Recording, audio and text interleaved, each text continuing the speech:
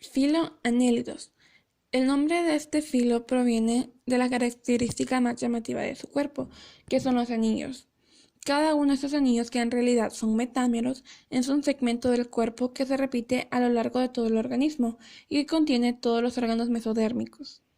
Filogenéticamente se clasifican como prostóstomos, puesto que la boca del organismo adulto deriva del blastoporo embrionario. También presentan simetría bilateral y son triblásticos. Estos organismos presentan un celoma completo, es decir, una cavidad llena de fluidos donde están suspendidos sus órganos. El celoma está dividido en segmentos mediante algunos tabiques transversales formando los diversos metámeros del organismo. Esta segmentación tiene una gran importancia en la locomoción del invertebrado, puesto que con las diferencias de presión entre un segmento y el contiguo se pueden producir movimientos peristálticos, que son los que permiten el movimiento del organismo. Se conocen más de 15.000 especies de anélidos y su tamaño varían desde algunos micrómetros hasta varios metros. Son habituales de lugares acuáticos o de zonas muy húmedas, pero también hay algunas especies capaces de vivir en tierra firme. Hablando sobre su anatomía, el cuerpo es alargado y la cara dorsal está más pigmentada que la ventral. El extremo anterior es puntiagudo y de sección casi cilíndrica, mientras que el posterior es romo aplanado dorsoventralmente. El primer segmento del cuerpo es denominado prostomio. En él se pueden encontrar cirros, palpos, antenas y ojos. El segundo segmento se llama peristomio. En medio del prostomio y el peristomio podemos encontrar la boca del organismo. El cuerpo es segmentado, con un par de parapodios por segmento con muchas sedas. El último segmento es llamado pigidio, es allí donde se encuentra el ano. Los anélidos tienen sistema digestivo completo, con boca, faringe, buche, molleja, intestino y el ano.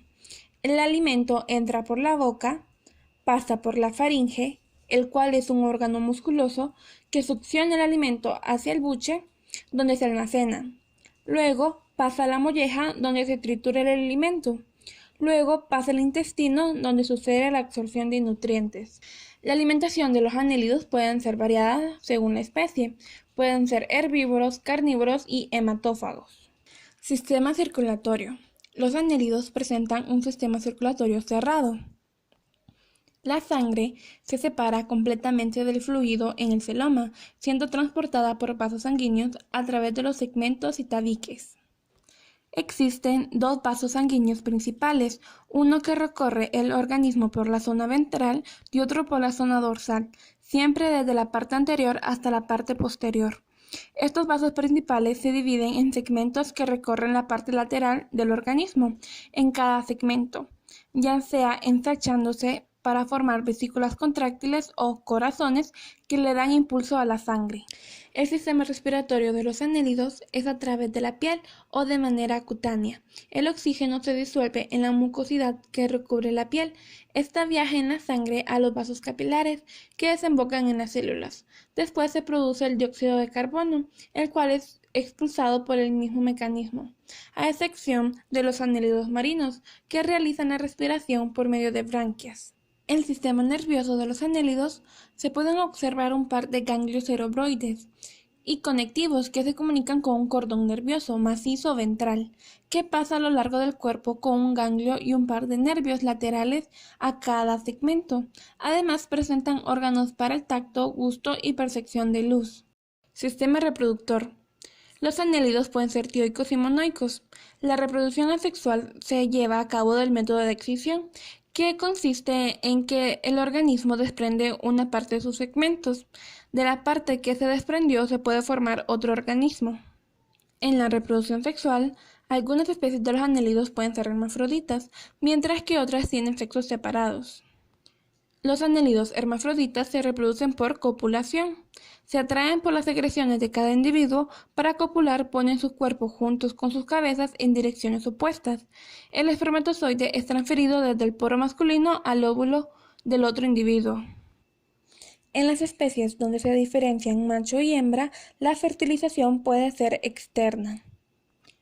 Los anélidos terrestres ponen sus huevos en el suelo, mientras que los anélidos acuáticos depositan o colocan su nido de huevos a las plantas y el sustrato del suelo. Clases de los anélidos. Clase Poliquetos. Es el grupo más grande y numeroso de los anélidos. Tienen alrededor de 10.000 especies. Generalmente son de vida libre, bentónicos, aunque algunos son pelágicos. Su tamaño puede variar desde 1 milímetro hasta 3 metros de longitud. Una de sus características más notorias es presentar parapodios. Estos organismos se distinguen por tener una cabeza bien diferenciada con órganos sensoriales, como ser palpos y antenas, cirros peristomiales, o pueden también carecer de ellos en algunas especies excavadoras. En cada segmento tienen un par de apéndices llamados parapodios, en los cuales también se encuentran quetas, los cuales son pequeñas estructuras que les sirven como función táctil y locomotriz. En esta clase tenemos géneros como el Cloeia que pueden ser venenosos. También tenemos el género Bispira, el cual se define por lóbulos branquiales en espiral. También está el género Spirobranchus, que se conoce como gusano árbol de Navidad. Los poliquetos son depredadores activos o errantes. Algunas especies también pueden ser detritívoros o excavadores. También se encuentran especies sedentarias. Esta clase se puede reproducir asexualmente por fragmentación múltiple y gemación.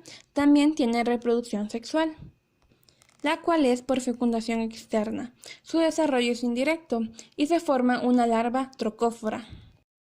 Esta clase es importante ecológicamente porque reciclan gran parte del material orgánico. Son bioindicadores de contaminación y algunos pueden hasta colonizar zonas perturbadas. Clase Oligoquetos. En esta clase podemos encontrar de 3.500 a 4.000 especies, los cuales la mayoría se encuentran en hábitats terrestres, marinos y dulceacuícolas, y la menor parte son de vida parasitaria. A diferencia de los poliquetos, los oligoquetos no tienen parápodos y las quetas son más pequeñas y escasas. La forma del organismo es cilíndrica y el cuerpo está dividido en metámeros. Posee 3 regiones. Prostomio, que es la región cefálica, que a diferencia de los poliquetos, estos carecen de apéndices. El tronco o región mediana está constituido por metámeros homónomos. Y el pigidio, que es donde se encuentra el ano. Su aparato digestivo está compuesto por boca, faringe, buche, molleja, intestino y ano. En la clase Oligoquetos tenemos el género Lumbricus, que también es conocido como lombriz de tierra, y el género Tubifex, que es un oligoqueto excavador. El aparato circulatorio es cerrado, con un vaso dorsal provisto de válvulas que actúan como corazón, impulsando la sangre hacia adelante, y un vaso ventral que conduce hacia atrás. Ambos están unidos por pasos transversales metaméricos. El intercambio gaseoso es básicamente cutáneo, aunque algunos oligoquetos acuáticos poseen también respiración intestinal y otras branquias externas. El sistema nervioso es mediante la estructura de ganglios cerebroideos, collar perisofágico y cordones longitudinales, y son conectados con conectivos transversales y pares fusionados de ganglios en cada metámero. Los órganos sensoriales son simples y están distribuidos por todo el cuerpo. Carecen de ojos, pero tienen fotorreceptores en forma de lente por toda la epidermis. Reproducción. La reproducción de los oligoquetos puede ser sexual por fecundación cruzada. Los órganos reproductores se sitúan entre los segmentos 9 al 15. Hay 2 pares de pequeños testículos y 2 pares de embudos espermáticos, rodeados por 3 pares de vesículas seminales muy grandes. El esperma está inmaduro en los testículos, pasa a las vesículas seminales, allí madura y va a los embudos espermáticos. Terminan en los poros masculinos situados en los segmentos 15, donde serán expulsados durante la cópula. La reproducción asexual se puede dar por arqueotomía. Su cuerpo alcanza un número determinado de segmentos y se divide en ciertas partes. De ahí se origina un nuevo organismo. Los oligoquetos no sufren metamorfosis, ya que presentan un desarrollo directo, de manera que cuando emergen del capullo lucen como gusanos adultos en miniatura.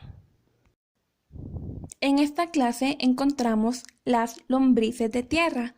Son los organismos más importantes del suelo, especialmente en ecosistemas productivos, debido a su influencia en descomposición de la materia orgánica, desarrollo de la estructura del suelo y el ciclo de los nutrientes. Aristóteles los llamaba el intestino del mundo, y Charles Darwin permaneció varios años observando la influencia que éstas tenían en la formación del humus y transporte del suelo. Los excrementos de estos organismos conforman el llamado humus de lombriz o composta. Tienen el poder de transformar la materia muerta en un producto generador de vida.